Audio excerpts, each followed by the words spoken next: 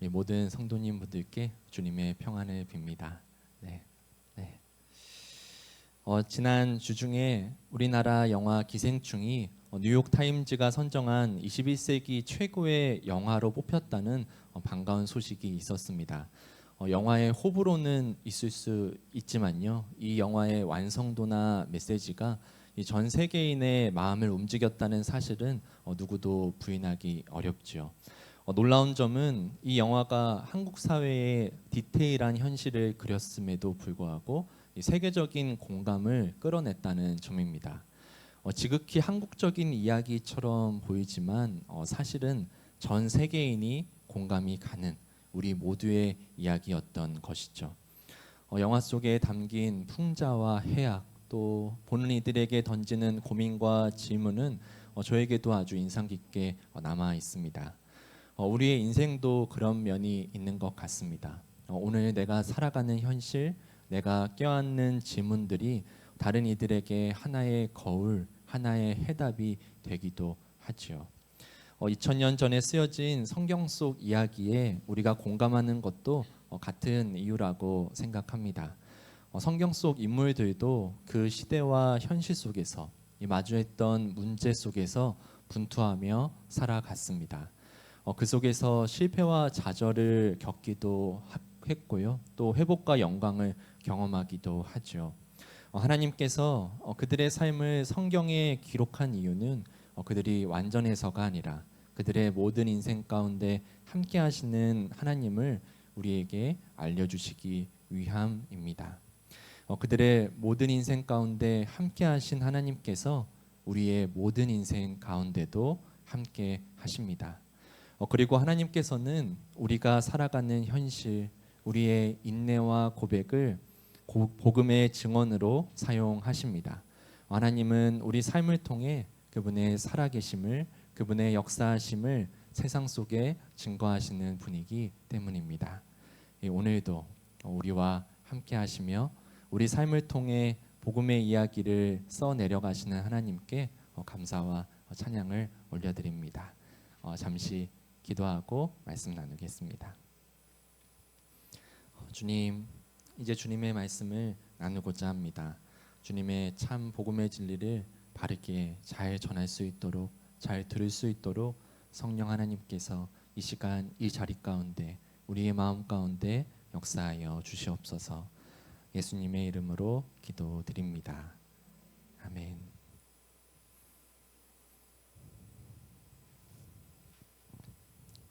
이 고대 그리스 연극에서 배우는 가면을 쓰고 무대에 올랐습니다. 가면을 쓰면요, 한 배우가 여러 배역을 감당할 수 있었고요, 또 무엇보다 개인의 얼굴이 아닌 인간 보편의 얼굴을 보여주기 위해서 가면을 썼습니다. 인간 보편의 얼굴, 유형화된 인간의 모습을 보여주기 위해서 연극 배우는 가면을 써왔습니다.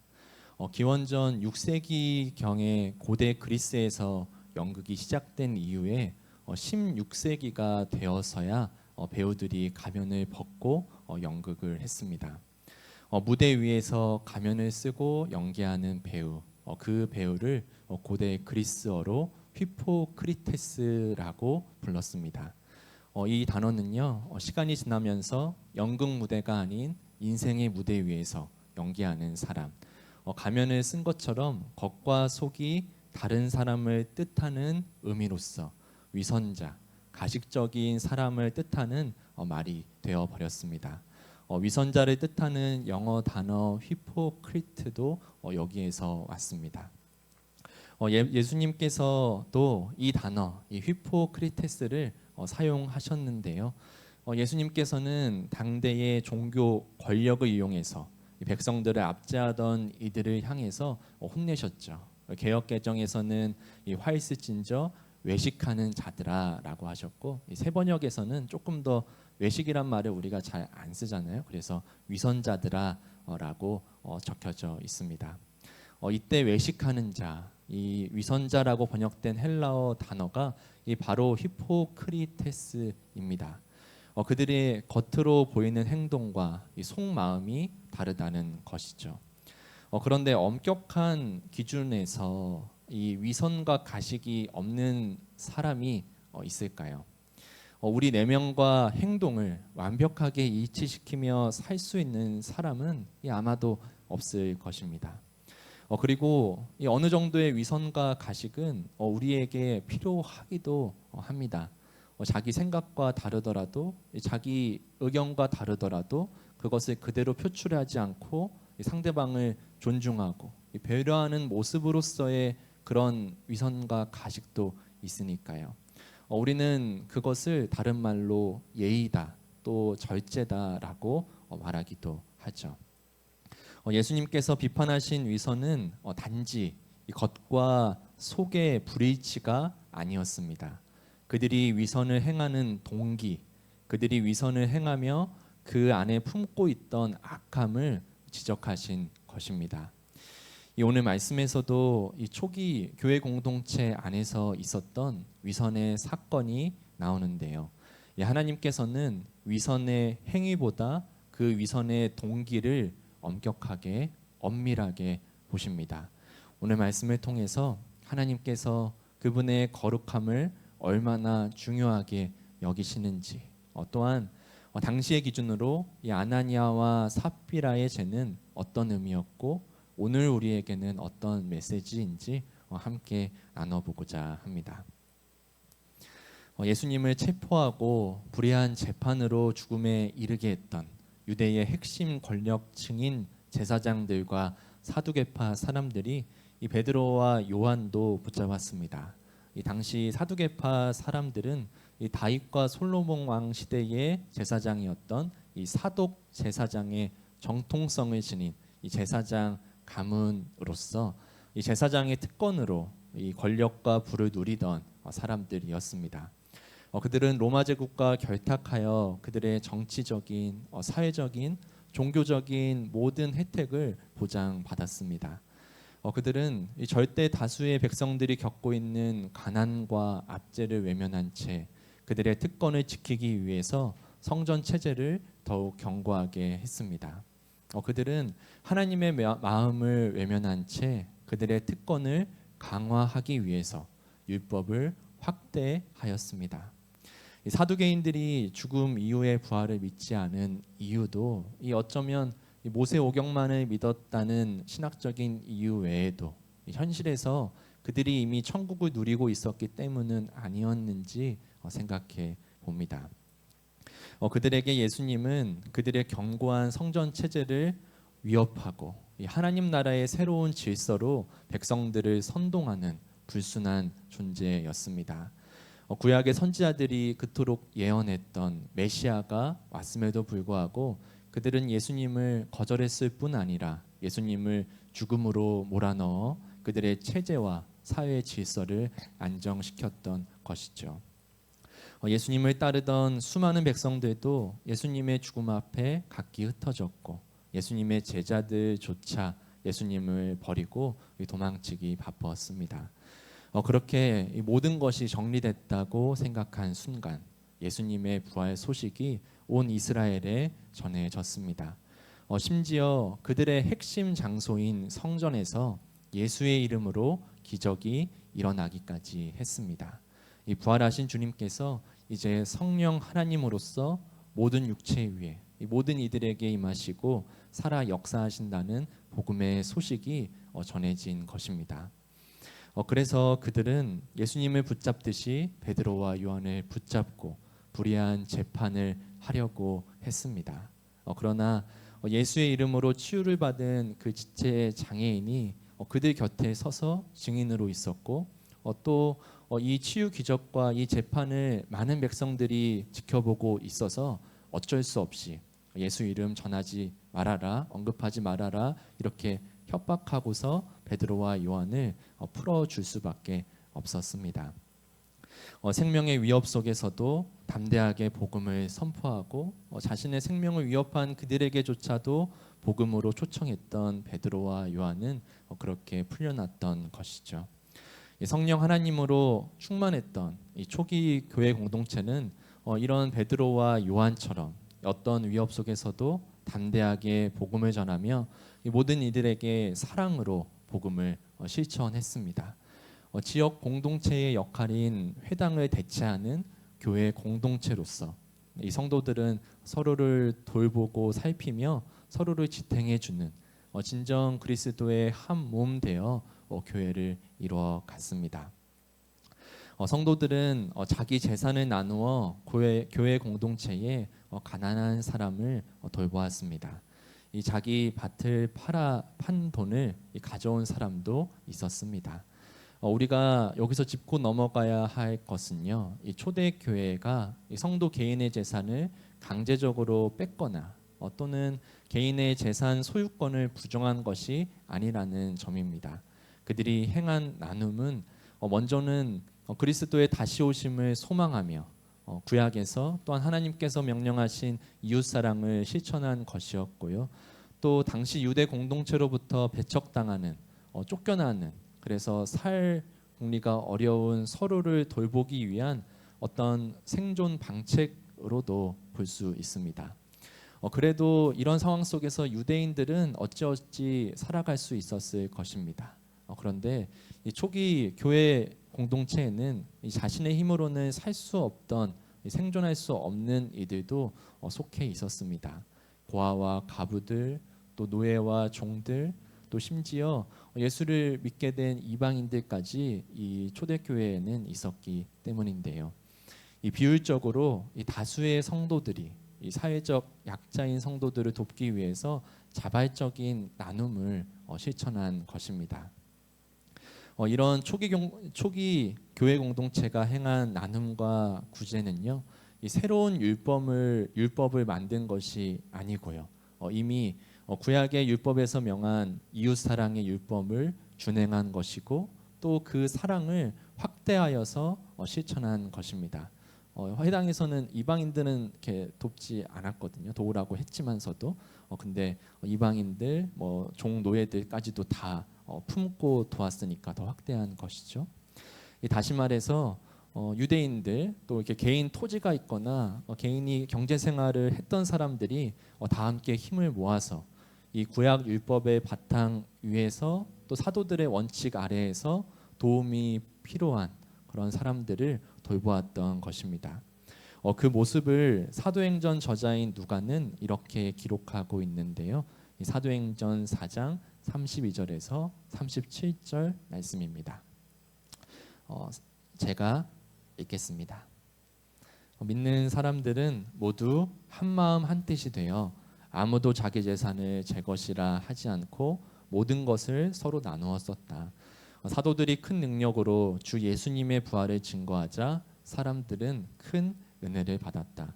그들 중에는 생활이 어려운 사람이 아무도 없었다.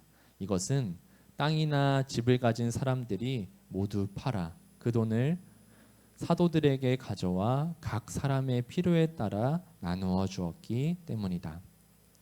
그때 사람들이 바나바, 번역하면 위로의 아들이라고 부른 키프러스 태생의 레이 사람 요셉도 자기 밭을 팔아 그 돈을 사도들에게 가져왔다. 아멘. 이 누가는 이 사도행전 2장에서도 서술했던 이 초대 교회의 모습을 이 후대 교회의 모범으로서 한 번 더 언급하고 있습니다. 이 교회의 모범을 말한 이유에는 이 성도의 모범으로서 바나바를 말하는데요. 이 바나바가 바로 이 사도행전 뒷장에서 우리가 읽으면 큰 역할을 하는 그 바나바입니다. 여기에서 처음 등장합니다. 이 바나바는 이 위로의 사람, 위로의 아들이라는 별명으로 불릴 만큼 그 성도들과 또 사도들에게 칭찬받고 칭송받는 성도였습니다. 그리고 바나바는 레이 사람이라고 나와 있는데요. 이 레이 사람은 원래 그 자기의 땅을 가지면 안 되잖아요. 그래서 그런지 누가가 여기에 이 키프러스, 이 섬이거든요. 이 키프러스 섬 태생이라고 적어 놓았습니다.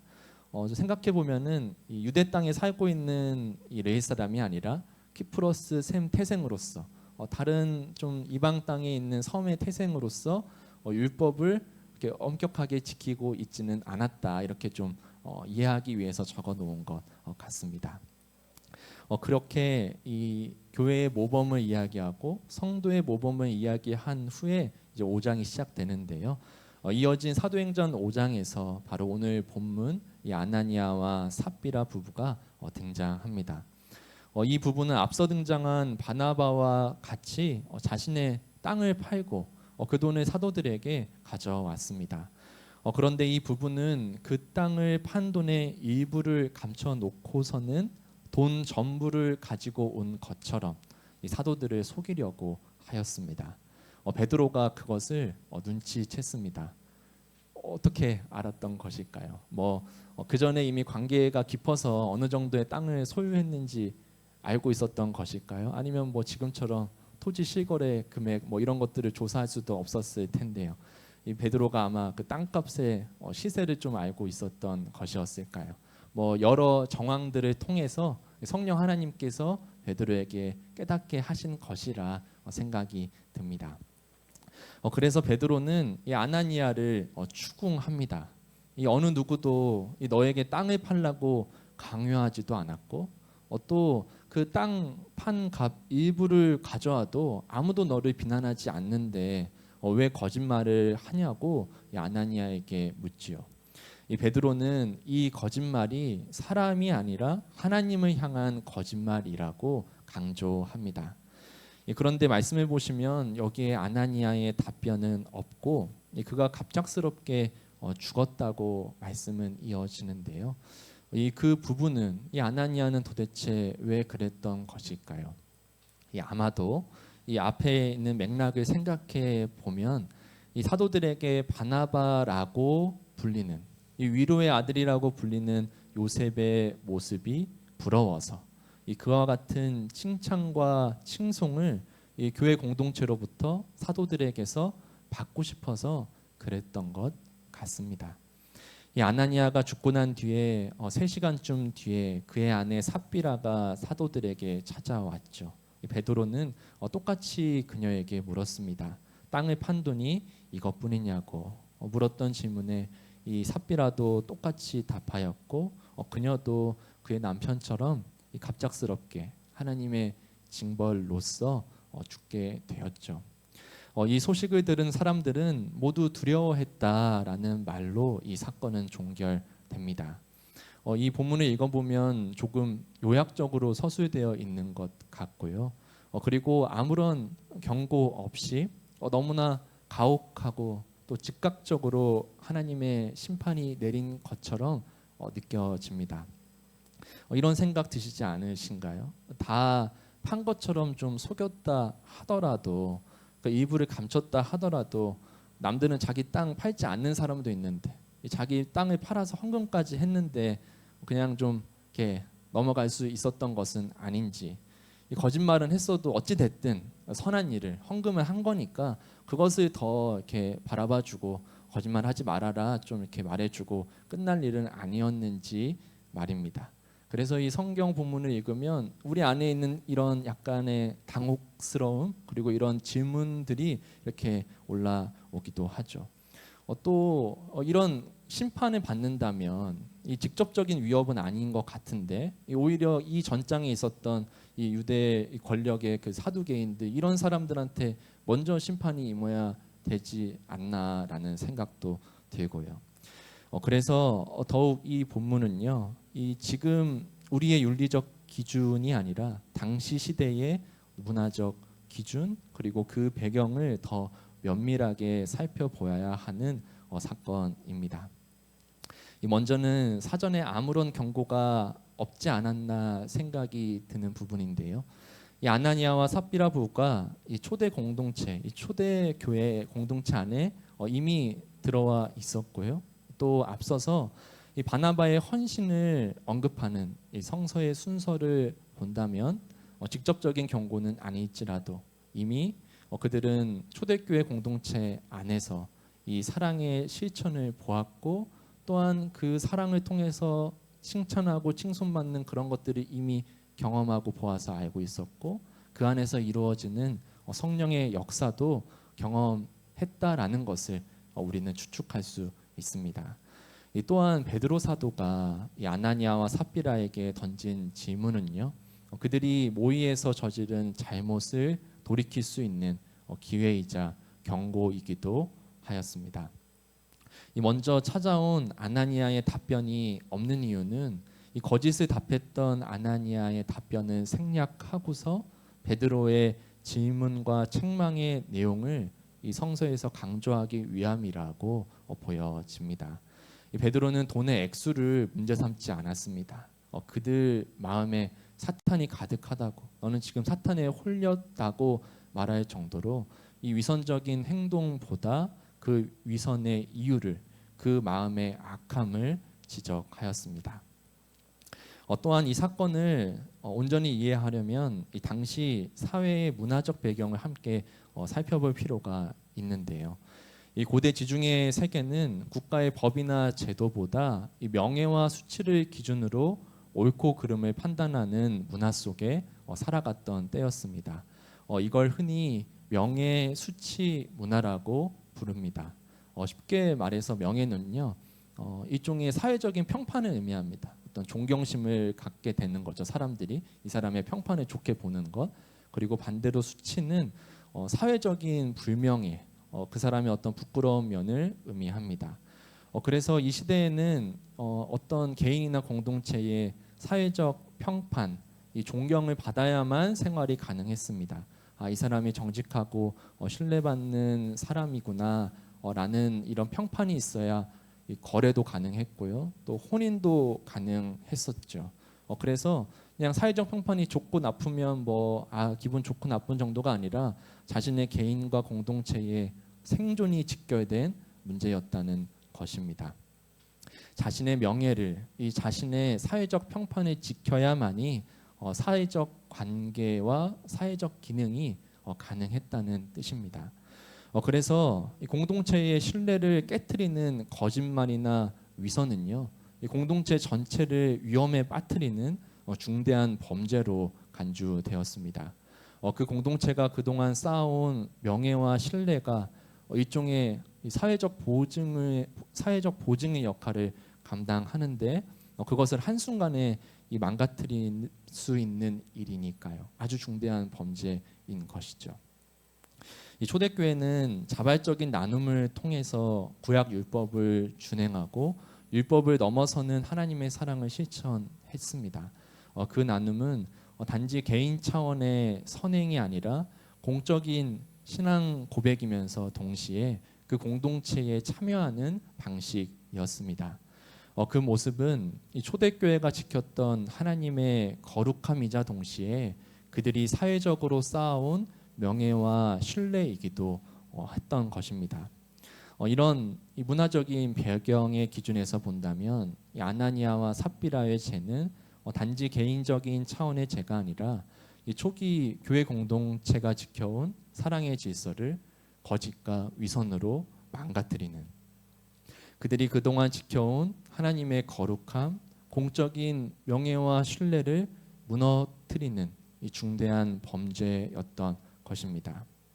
이뿐만 아니라 그런 위선적인 범죄의 동기가 이 초대교회 공동체로부터 인정을 받고 자신의 명예를 얻기 위함이었습니다. 이 달리 말하면 하나님의 명예를 훼손시키면서도 자신들의 명예를 얻고자 하는, 베드로가 이야기한 것처럼 사람을 향한 범죄가 아니라 하나님을 향한 중대한 범죄, 큰 범죄였던 것이죠. 이 베드로는 이 아나니아와 삽비라의 이 땅값 액수를 문제 삼지 않았습니다. 이 나머지 돈을 가져오지 않았다고 해서 그들을 혼낸 것이 아니었습니다. 그들이 돈을 감춘 이유, 위선적인 행동을 하면서까지, 하나님을 속이면서까지 그들이 얻고자 했던 그 마음의 동기를 하나님께서 보시고 하나님께서 심판하신 것입니다. 또한 우리는 오늘의 기준이 아니라 당시 사회문화적 배경의 기준으로서 이 행위가 초대교회 공동체가 지켜온 명예와 신뢰를 한순간에 무너뜨릴 수 있는 중대한 범죄였다는 사실을 기억해야 합니다. 인간의 거짓과 위선으로부터 하나님의 거룩함과 진실함을 지켜낸 이 하나의 상징적인 함축적인 사건이기도 합니다. 이 구약의 말씀에서도 이런 부분이 나오는데요. 이 하나님은 새로운 시작 가운데 하나님의 은혜를 드러내실 뿐 아니라 그분의 거룩하심도 나타내 보이십니다. 레위기 10장에서 제사제도가 도입된 직후에 나답과 아비후를 통해서, 그리고 여호수아 7장에서 여리고 정복 직후에 이 아간을 통해서, 그리고 초대교회의 성령 강림 직후에 아나니아와 삽비라를 통해서 하나님은 새로운 시작을 허락하시는 그분의 은혜와 더불어 하나님의 거룩함의 그 무게를 우리에게 보여주고 계신 것입니다. 사람들은 눈에 보이는 모습을 보고 옳고 그름을 판단하지만요, 하나님은 그 마음의 동기를, 우리의 중심을 보시는 분입니다. 예수님께서도 그렇게 말씀하셨습니다. 구약의 말씀을, 구약의 율법을 이렇게 해석해 주시면서 이렇게 말씀하실 때 그러셨죠. 예수님께서는 살인하지 말라는 율법을 두고서 너희가 형제에게 분노를 표하거나 라가라고 미련한 사람이라고 말하는 것 자체가 하면 안 된다. 이 말은 무슨 뜻이죠? 그냥 행위로서의 살인보다 너 마음 안에 있는, 마음에서부터 시작하는 그 형제를 향한 그 살인이 더 조심해야 하고 그것으로부터 그 말씀을 지켜야 한다라고 말씀하시는 것이죠. 그 다음에 이어진 내용도 쭉 그렇습니다. 이 구약에서는 간음하지 말라라고 적혀져 있는데 예수님께서는 이성을 보고 음욕을 품는 것이 벌써 간음한 것이다라고 말씀하시면서 그냥 행위로서의 죄가 아니라 그 마음에서부터 시작하는 그 죄의 그 마음, 그 동기를 주님께서는 경고하시고 우리에게 그 마음으로부터 하나님을 따르라고 말씀하시죠. 이어서 저는 되게 재밌게 느껴진 말씀인데요. 이렇게 맹세하지 말라는 말씀을 두고 예수님께서 이렇게 말씀하세요. 평상시에 기면 기고 아니면 아니라고 말하라고 말합니다. 그러니까 맹세라는 보여지는 행동으로서 너가 신뢰받을 생각하지 말고 평상시에 사람들 대하고 말하고 행동할 때 기면 기고 아니면 아니라는 그런 진실한 마음으로 살아라. 그런 마음으로부터 너가 하나님께 나아가라라고 말씀하고 계시죠. 주님께서는 눈에 단순히 보이는 행위보다 눈에 보이지 않는 우리의 마음을 보시고 그 마음을 다른 무엇보다 원하시는 분이기 때문입니다. 이 아나니아와 삽비라의 이야기는 우리에게 두려움이 아니라 진실한 신앙의 자리로 우리를 초청하시는 하나님의 메시지입니다. 이 어느 정도의 가식과 위선은 우리 사회생활에 필수적이고요. 우리는 어쩔 수 없이 이 무대 위의 배우처럼 우리에게 맡겨진 역할의 가면을 쓴 채 살아갑니다. 그러나 하나님은 가면을 벗은 우리의 얼굴을 보시는 분, 겉모습이 아닌 우리의 중심을 보시는 분입니다.